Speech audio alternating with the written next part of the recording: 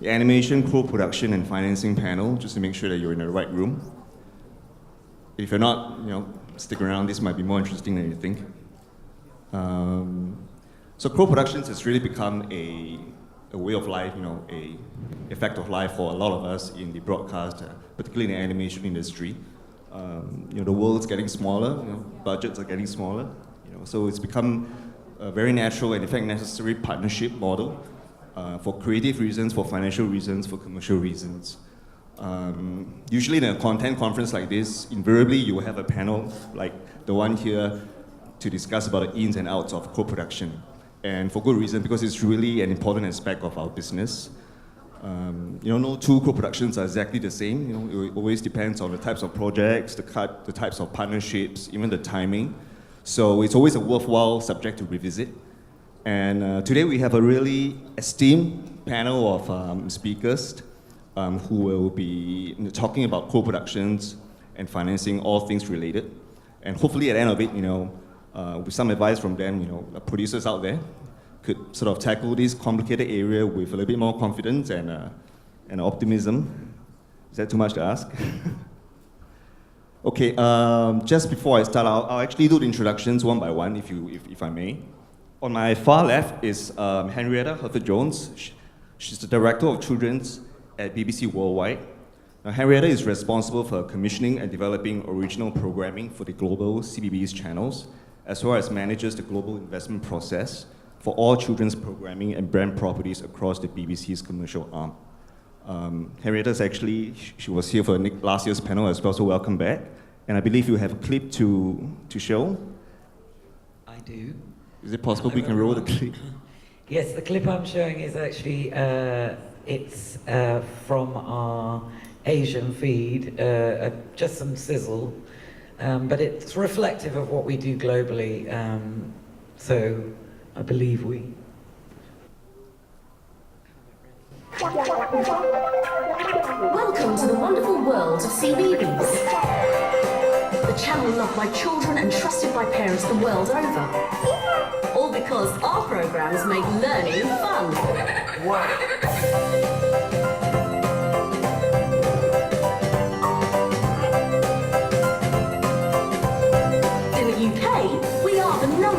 Children's channel. One comes next.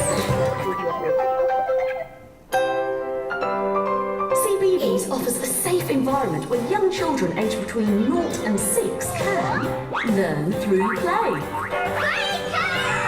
And 2012 was filled with big achievements for us. Hello, I'm Mr. Maker. Over 17,500 people turned up to see Mr. Maker. We can make some wonderful things together. At malls in Indonesia, Malaysia and Singapore. I can't wait, Charlie. When Charlie and Lola's Best Bestest Play opened in Singapore, it had a total reach of over 1.5 million from our marketing activities alone. Since its launch, the free CBeebies on the Go app has had over 40,000 downloads. And our CBeebies Asia Facebook page keeps growing with over 24,000 fans so far. All our programs encourage key learning milestones for little ones. Try them out and see what happens.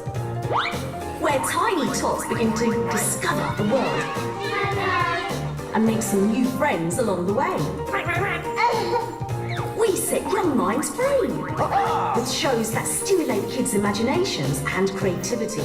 You're a very quick learner. Preschoolers can learn about the amazing animals and plants to be found on our planet. The shoots go upwards and the roots go downwards.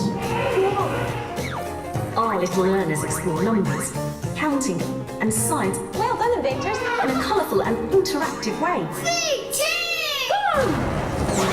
Time to get off the sofa and yo-go! Through music, dance and exercise, kids get moving and have fun keeping fit. So take it away. Brand new for 2013 comes a trio of new shows that will encourage kids to learn about the world around them. I'm Sarah. It's a nice day. Come on, fun fairs, fun places. It's like being on holiday, but with all the things from home.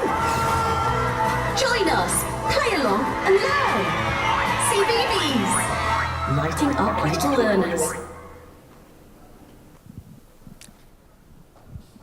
So from that you can see that we have quite a mix of programming, from full live action through to full animation with some mixed media in between.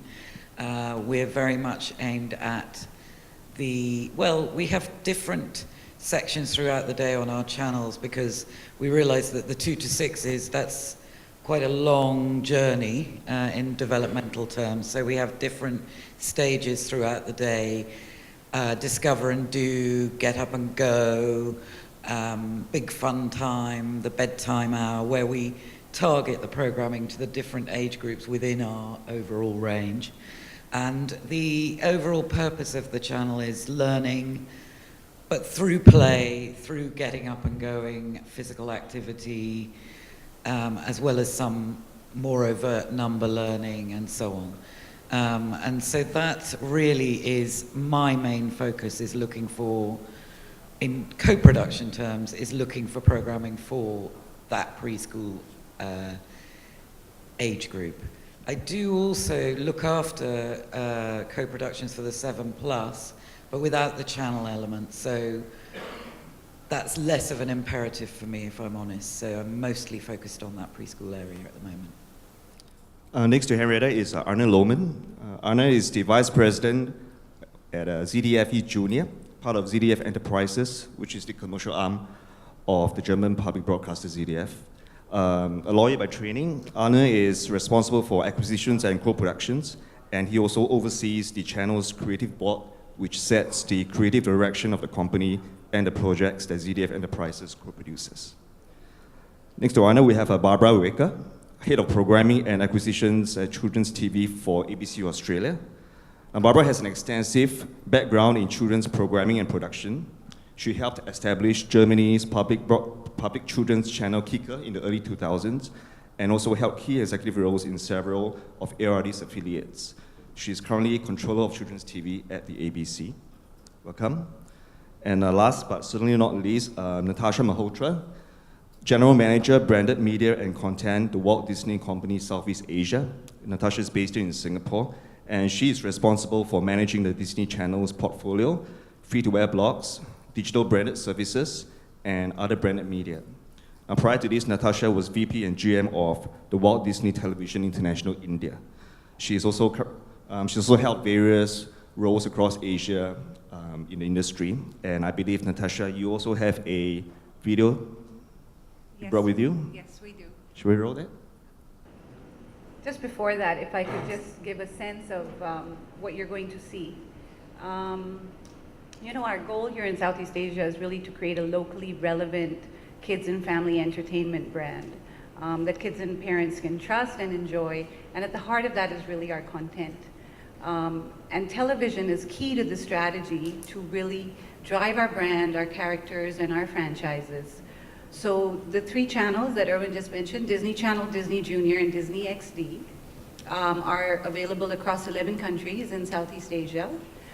They are all localized in local languages, so across for our 5 core markets, which are largely Indonesia, Thailand, Philippines, Singapore, and Malaysia. Disney Channel is our flagship kind of iconic brand. It targets kids 6 to 14 and their families. It's also home to, you know, our Emmy Award-winning animation show Phineas and Ferb, and all the wonderful movies from Disney and Disney Pixar. So you'll see Lion King in there, you'll see classics like Snow White and Cinderella. We have Disney Junior, which is targeted at preschool, and we call it Preschool Plus now, so it's similar to what Henrietta was mentioning. It's 2 to 7. We kind of expanded that demographic because we found that our content actually spoke to kids within that demo in different ways. So that channel actually can house a wider breadth of content now that includes Disney Pixar movies like Cars, but it's also home to Mickey Mouse Clubhouse, Doc McStuffins, Sophia the First, Jake and the Neverland Pirates. Those are kind of the iconic shows for Disney Junior. And then the newest brand that we've launched in the region is Disney XD, which hyper-targets boys, but it's girl inclusive. You know, it's where outrageous fun, adventure, and a spirit of unstoppable, you know, achievement is what we try and reflect through the values of that brand and that channel proposition. And what XD has also provided is a great home for all the wonderful content that we're producing with Marvel, since the two companies joined forces. So just with that, if we can play the sizzle. Yeah? Thank you. Can we roll that clip, please? Good job! All right! Okay, here we go. It's always a good time.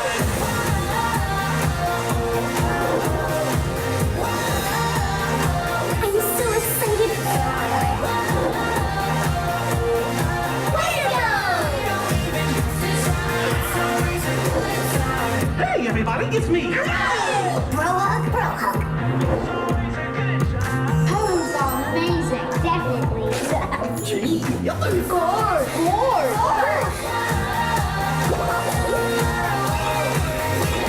Are you ready to play? let's go crazy! This is going to be good, I can tell. Let's watch my favorite part again. Have fun! Awesome, Fred. Yes, I am. You two are like the mystery twins.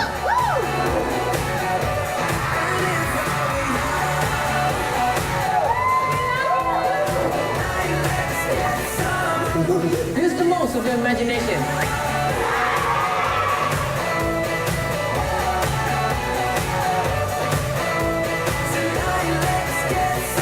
That is cute.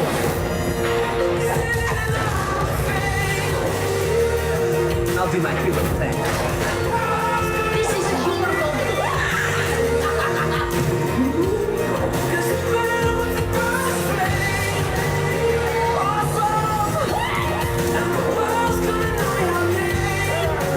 I am the ninja.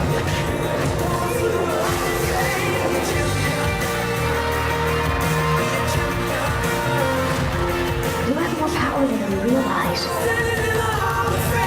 Show 'em what you got. Think I'm ready? Definitely. Nice.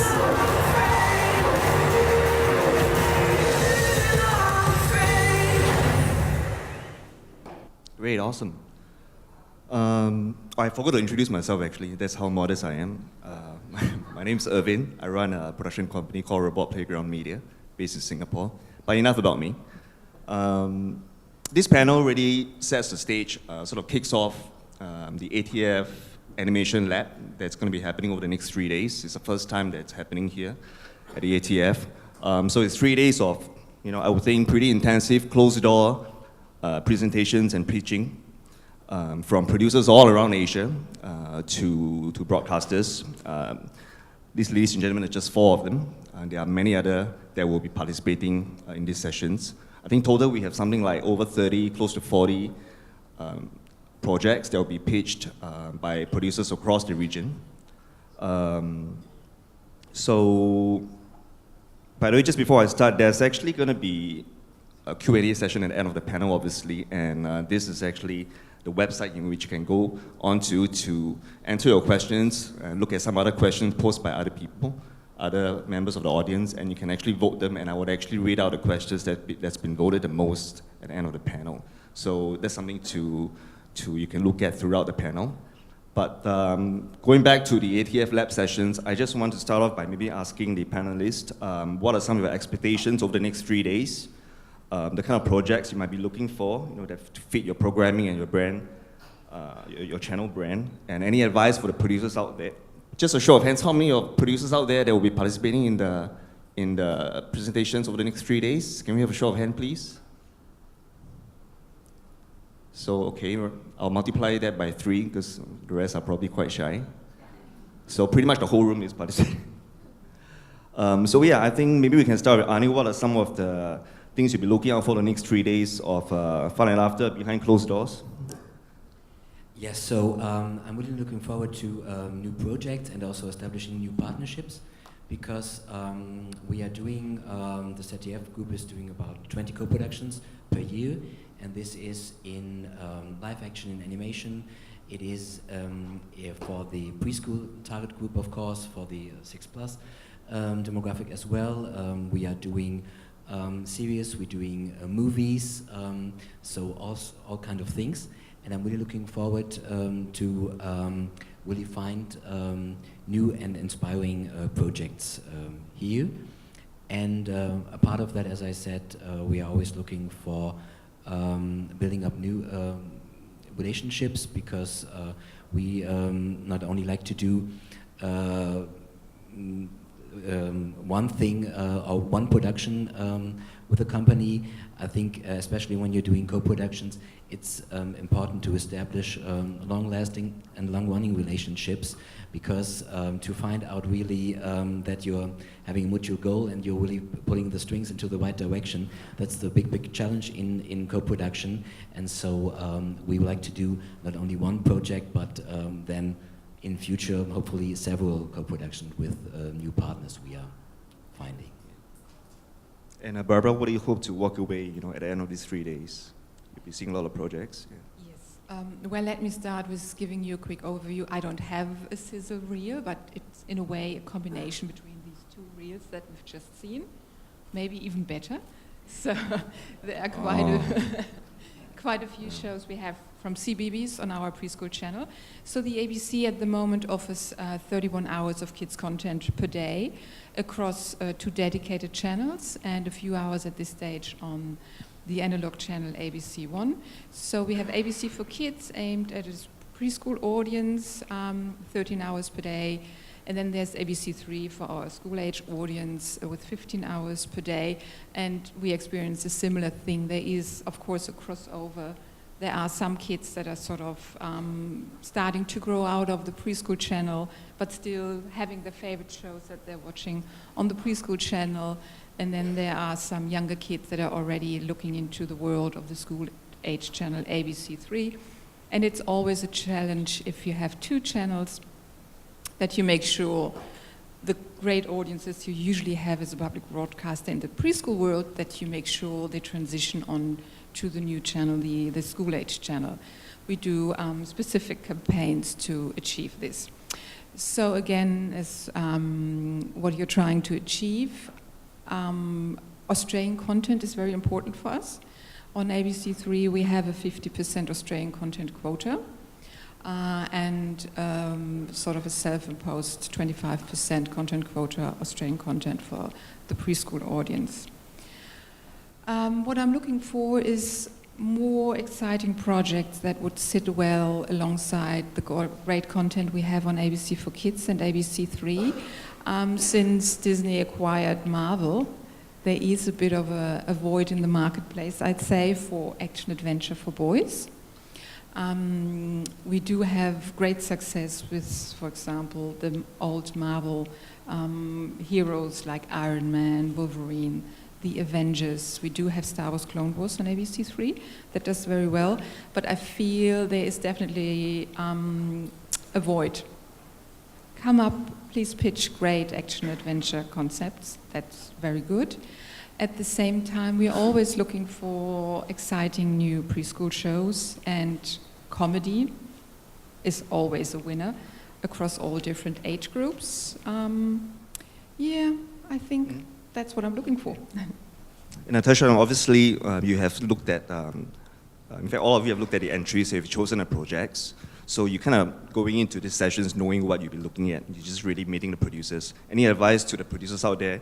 Each of them has, I think, about 30 minutes to present. I mean, what's going to sort of help them get the project in the next level with you?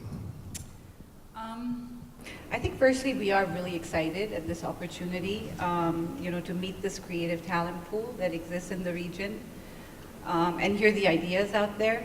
I think one of the challenges that we face is really figuring out a business model that works. I think definitely the skill set to come up with really great animation and great ideas already exists, because I think there are a lot of service projects that are being serviced within the region, and there are top-class US shows and global shows that are actually being produced out of this region. But I think figuring out that cost model is where we have a bit of a challenge, because we are a smaller region and we work with smaller budgets. So, delivering the quality at a cost that is affordable to us in these markets, I think that's really where we need to figure out, a good balance where we're getting in the quality, but we're getting it at a cost that the region can afford. Mm. Yeah, and I'm excited because we do a lot of the live action stuff out of the UK. So for us coming here, it's more about being able to look at these talented animation projects, very talented animators that there are in this region. One of our challenges, again, I would echo what you say, we're for local co-productions, which we would like to start to do and haven't yet, but we'd certainly be open to it. The business model is what will be challenging for us. For the other co-productions, which I'm in charge of across all our channels, the challenge is very much all those different cultures. So trying to accommodate the Asian market, the Latin American market, the UK, and that is one of the things that whilst animation can be truly universal, it's something we certainly have to think about. And particularly in a very young age group, like the preschool age group, where, for it to be editorially and culturally relevant to all those different places is something that we're challenged by. And all the projects that all of you will be looking at over the next 3 days, presumably they will be in different various stages of development. Some will be very early stage. Some might be, they might have a pilot. You might even see some finished series. So let's say for an early stage project, what is the process for you guys? Do you help to bring through the producers through a development phase? At one point, do you decide this could move on to a co-production or acquisition? Yeah, we can do development first, absolutely. And we can look at things from a very early concept stage. In fact, that's often very helpful because it means we can work together to bring it into something that can work for all of our various needs. So yes, certainly we can look at things for a development period and then quickly make a decision about whether to move forward or not.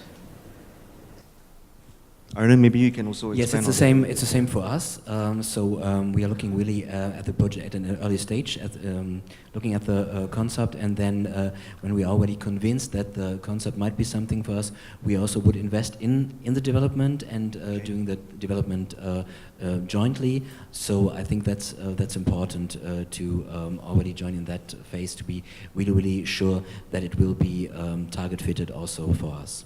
Is there a typical period or cycle of development? Usually, how long does it take before we look at maybe testing a pilot or more? For new ideas. For new ideas. Yeah. So the way we are working is that we are looking at projects in every stage of development, production. The way we are working is that the commissioning side of our shows, we encourage the producers to partner up with an Australian production company because the ABC can only commission shows with an Australian production company. But we can sort of match make a little bit, sort of introducing partners that could work well together. From an acquisition point of view, we can come on board on a pre-sale basis as well at a very early stage. Yeah. In a situation where, because I'm not too sure about how many sort of Asian countries has treaties with Australia. I know Singapore has one. I'm not sure which other countries has. But in a situation where you have a producer from a non-treaty country, how would you suggest them sort of navigate towards co-production with an Australian company? Well, I know there are a lot of activities going on, in particular to try to get more treaties up, and sometimes when it takes a while. It takes a while, yes, but I know they're working for it quite a while. But there's sometimes the possibility to have a memorandum of understanding at the same time. That's, for example, the case. There's no treaty between France and Australia, but still we can do co-productions with them. So it's a very difficult thing, but I know there are very smart producers out there. Are they? Yeah, I'm sure they are. For Disney, Natasha, what is your process in terms of working with early stage ideas or ideas that are a little bit more advanced? How do you bring these guys through the whole development phase? So I think as a company we're geared up now. So we have a group in Burbank in LA that actually works closely with us on the entire development of the project, from concept stage to the Bible to, the first, all the way up to the pilot. So there's a lot of support we can give projects depending on what stage they're coming to us. If they're coming to us at a concept stage, or they're coming to us at a pilot stage. Like the others, I think we're open to just hear what ideas are out there. Localization is really important to us as a company, and creating relevant experience. And I think, moving forward, animation does cross over much more than live action content. And we've seen that, and there is so much consumption of animation content in this region. I mean, 90% of the content that kids are watching on TV is animation content. So we just think it's a huge opportunity, and we're really looking forward to aggressively moving into the space where we try and come up with ideas and scripts and concepts. And I think there's a lot to learn from Japan. They've been able to create business models that allow them to do very high-end work and low-end work while servicing their local market, and then they've exported that around the world. So, I think it's really figuring out that production pipeline. And in terms of timing, I think it again varies, I guess, on the project. But from a Disney perspective, it takes anything between 12 to 18 months to really get it to a stage where we're willing to go ahead and greenlight. Okay. Yeah. And just about co-productions, what do you guys look for in a co-production partner? Perhaps specifically one from Asia. What are the parameters that you look at, you consider when structuring a co-production deal in this part of the world? If you have experiences, that would be great to hear, but what are your thoughts on that? Henrietta? Well, I think for us, it's looking for the design and the look and the ability in the execution of the actual animation. I mean, I think we like to work with people who are prepared to understand that we want to bring some of the storytelling and perhaps the scripting and other parts of it into the equation ourselves, or at least be a big part of that. But we're very impressed with how the design work and the actual execution of the animation in this part of the world is really very outstanding, I think. And as I said, we would like to look for things that we can do here locally as well for our local Asian feed too. Arne, what are your thoughts in terms of structuring co-production deals in this part of the world? So of course it depends on who are the partners involved there, and who can play what role and fit in there. So of course we want to do it as a true partnership, and then as the others said here right before, of course here. In this region, there is the talent, there is great design, there is high class animation. So therefore, we had really good experience in partnering up with Asian studios, and that's what I expect also out of this event this time. Are there any specific challenges you've come across, working on co-productions in Asia? Sure, Henrietta.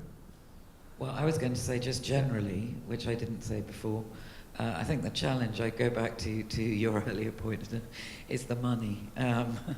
Putting together the business plan is what's challenging for any part of the world, and that, I think that's the same everywhere. I don't think that's unique to here at all, is finding the right partnerships that bring the right creative, but also the balance of how we're going to put together the pie as far as the financing and the rights ownership, and keeping everybody happy in that partnership, which is, and that's an eternal challenge and always will be. And particularly now that the market is becoming more fragmented, you've got different ways, you've got your audience consuming media in very different ways, as well as how to satisfy all those different parts of the partnership.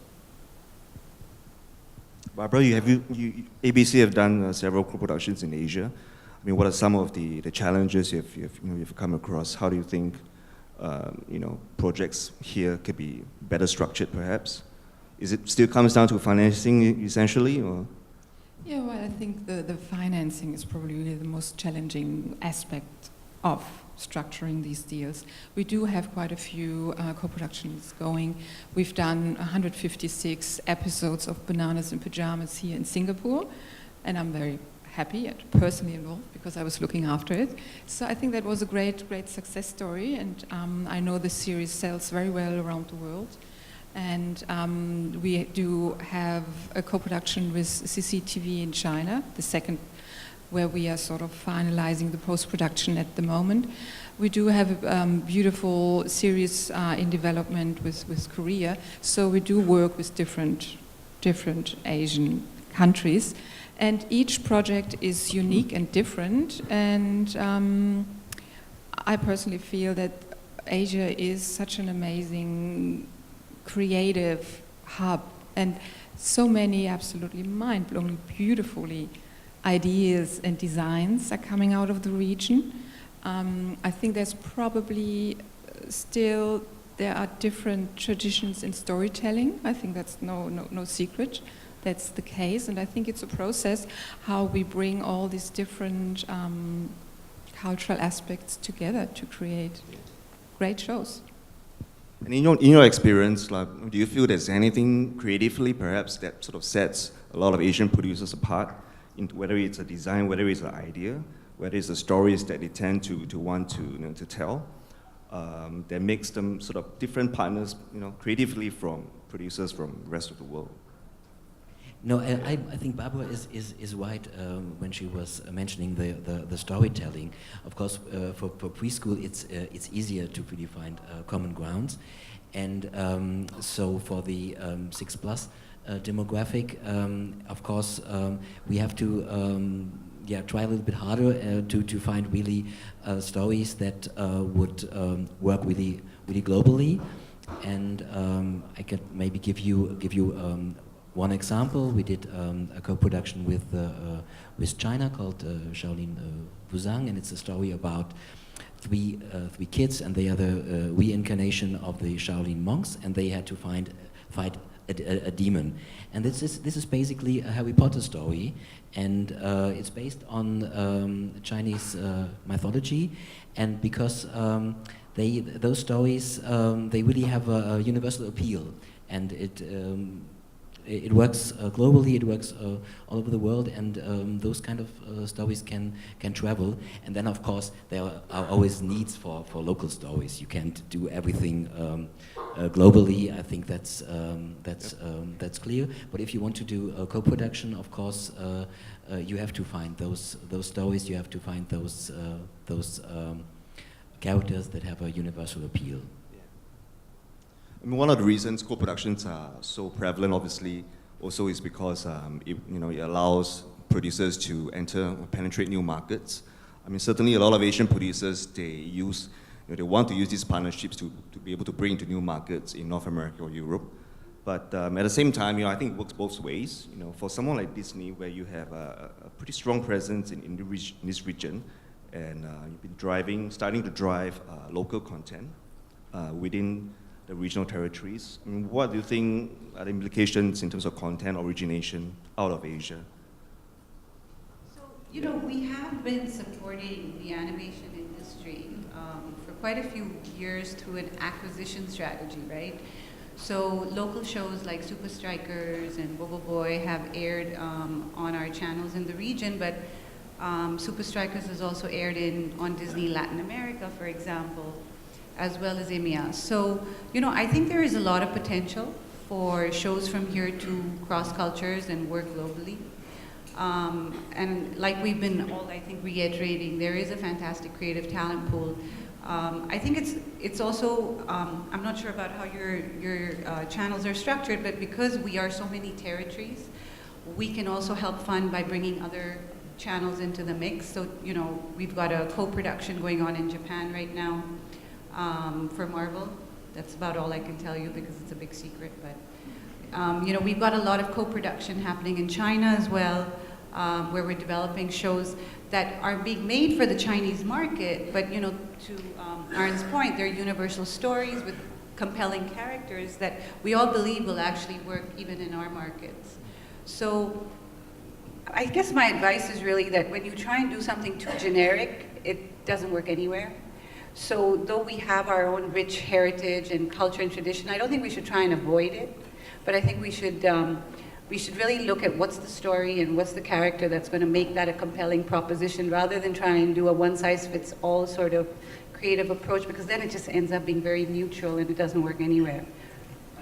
I suppose the trick is also to find a concept that perhaps has some local meaning or relevance, and be able to, I mean, the trick is really to make it, sort of to develop that appeal so that it really cross borders.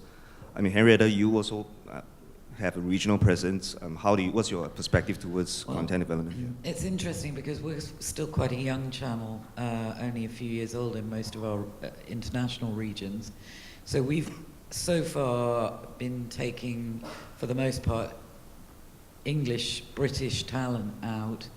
But I mean, I think lately we're moving towards, as I said, a bit more animation, and looking at something like a recent commission, Sarah and Dark.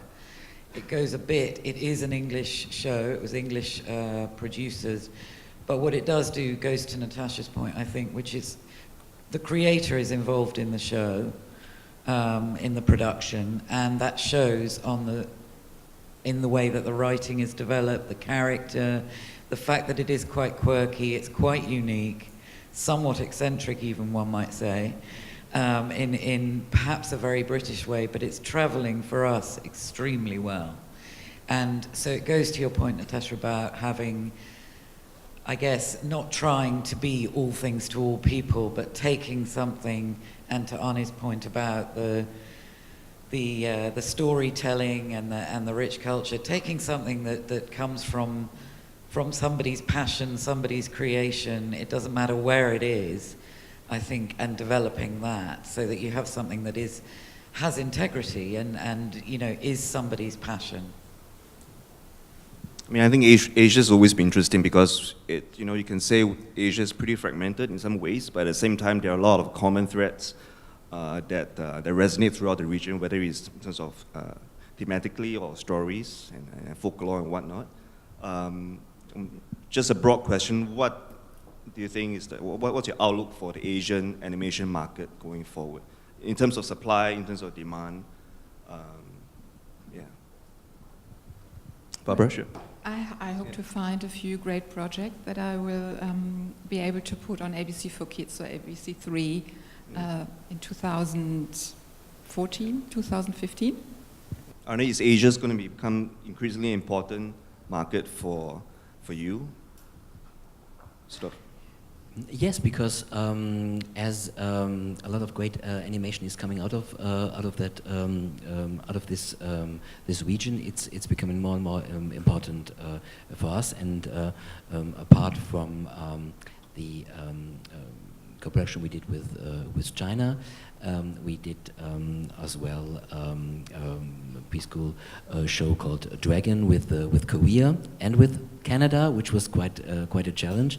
And we did 3 seasons of that, and that worked also very, very well for us because the characters are so unique, so well developed, and it's good that here in this region the producers always have in mind that there is life beyond the classic television screen.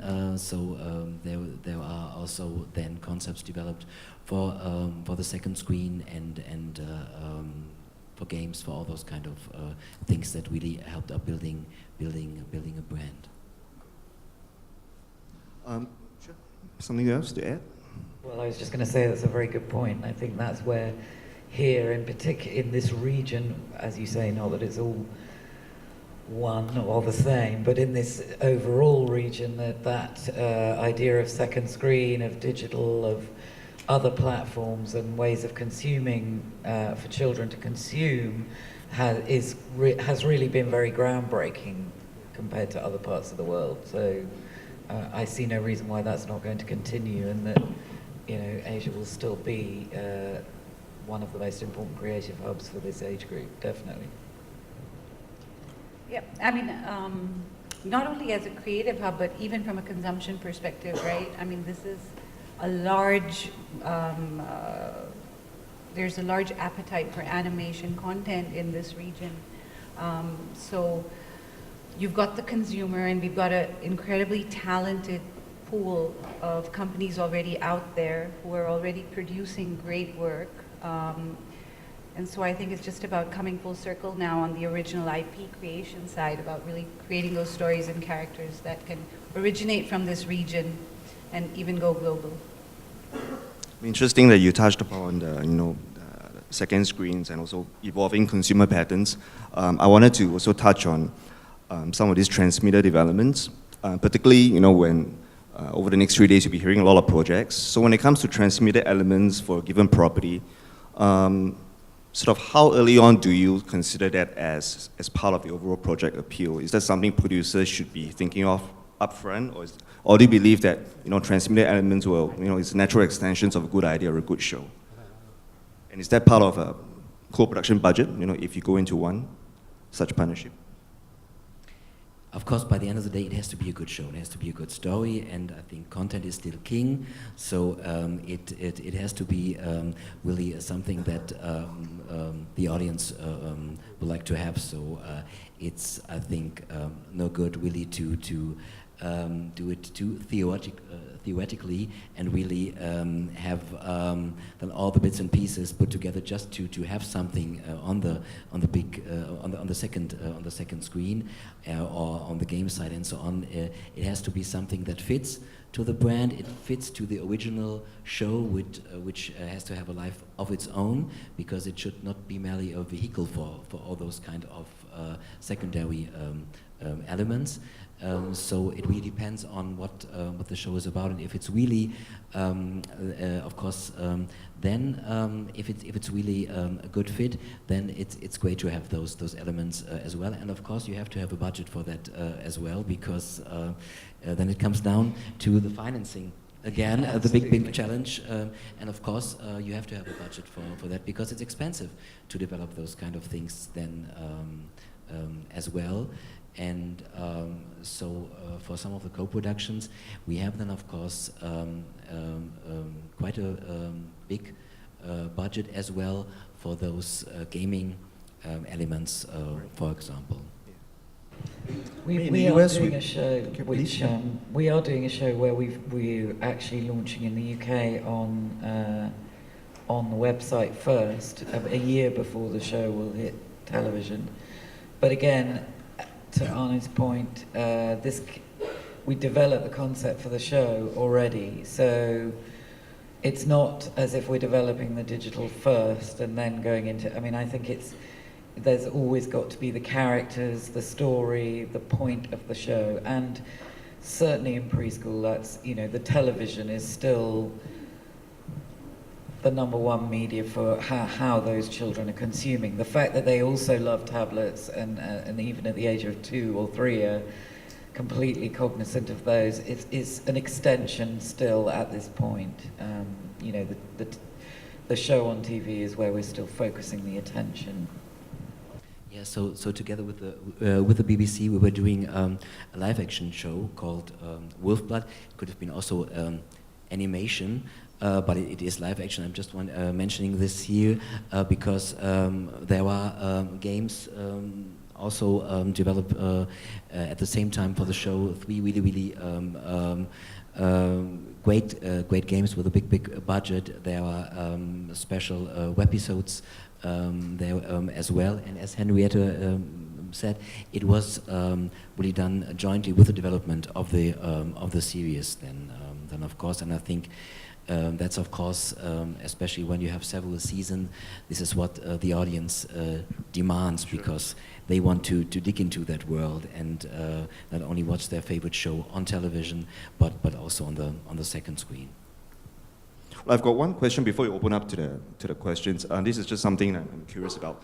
Like in the US, you have companies like Netflix and Amazon that are really starting to disrupt some of the space in terms of content distribution. So what are your thoughts in terms of linear programming going forward for the next several years, in your own territories?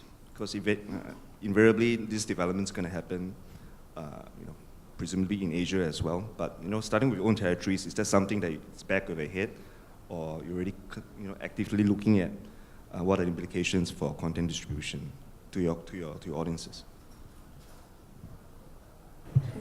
On demand. against linear? Yeah. Well, it's surely not in the back of our heads. It's pretty much right in front and center of our heads. But and we all know that especially kids' content is a bit of a driver to cutting the cord, canceling subscription TV and subscribing for offers like Netflix. But I think there always will be sort of the room for curated content. Yeah. So, but yes, we're very well aware, and let's see. And to the point that we were just discussing, I think for this younger age group as well, the importance of curated content where everybody's sitting down together. I think there'll always be a place for that. But yes, agree that it's another way of, it's another form of distribution of content that we're very aware of. Yes, and of course the landscape is changing as far as this is concerned, and I think it's clear as a consumer you want your time is prime time, and so the classic definition of television, of course, is changing, but it's just a definition.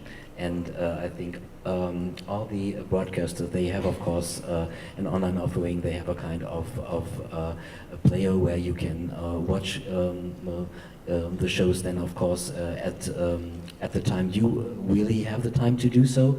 So I think the landscape is changing, and it's just the way we are consuming, of course, those shows. But in the end, there's still demand, of course, for great content. From Disney's perspective, our president, Ann Savini, always says you should think like a consumer first and a television executive last, so to speak. And clearly, kids are early adopters to the digital technology. I mean, if I see my 2-year-old, she already knows how to use my iPad, my iPhone, and my mother at 75 is still struggling how to make a call on a mobile phone. So, they are digital natives, they are adopting to all these new technologies, and we recognize that, and which is why Disney was one of the first companies to launch the Watch Disney Channel apps in the US, and we're really excited about launching it here in Singapore, but we clearly see that in the future.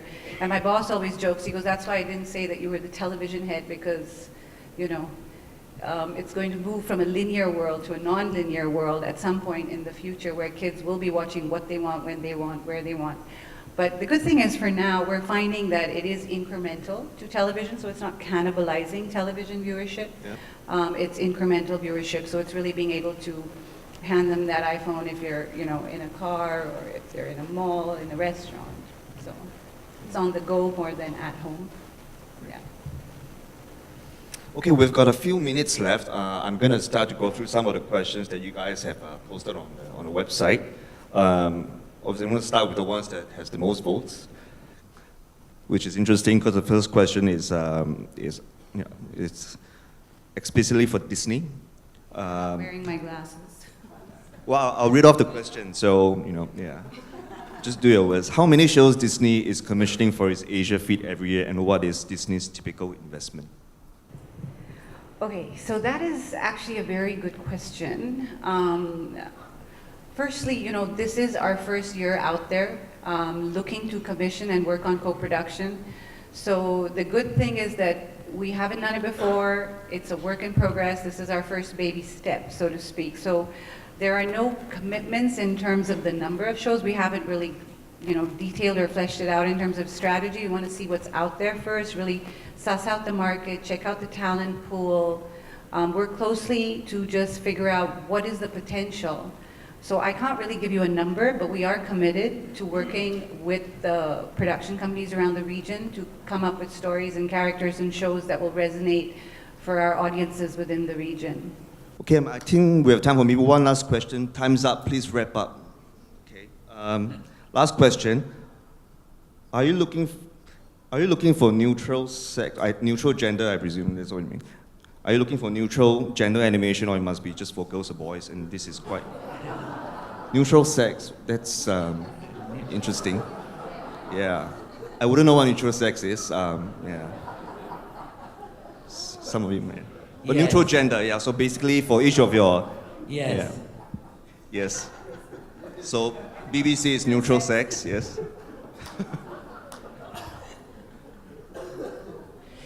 So it really depends on the story. I think, of course, there are shows that fit to both audience, and I like the expression that Natasha were using when she were introducing Disney XD, when they said it's yes, it's boy focused, but girl inclusive. So of course there are stories that are really more boys or more boys targeted. Then of course there are show with horses and so on that are more girls targeted. So I think it really depends on,